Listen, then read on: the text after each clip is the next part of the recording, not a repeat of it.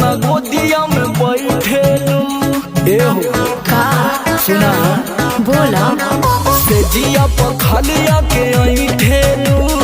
प्यार से न गोदिया में बैठे आज मौसम बनल बा हसीन। अरे तयावो ना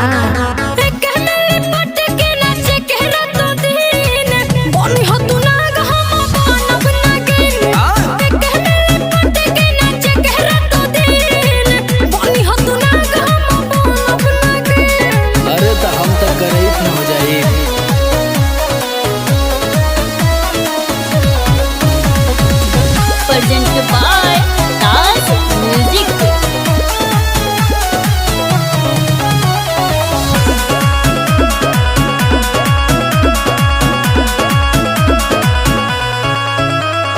तार देबू हमारा के लागत आज हो करिया साड़ी में देखी बहके मिजाज हो तो हम का करी तब के करी आज के रात पिया बनी हमरा जी सजिया पर खूब नगिन धुन बाजी आहो झुमा हो बजावत हई बीन फोन काली काई राजा आहो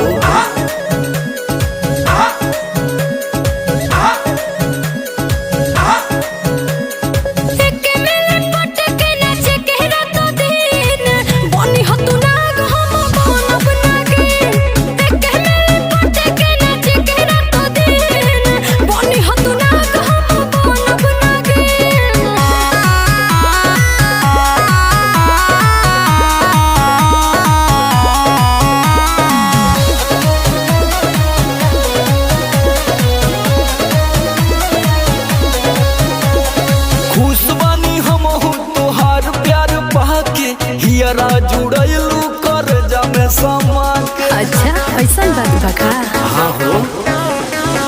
समर हरिंदर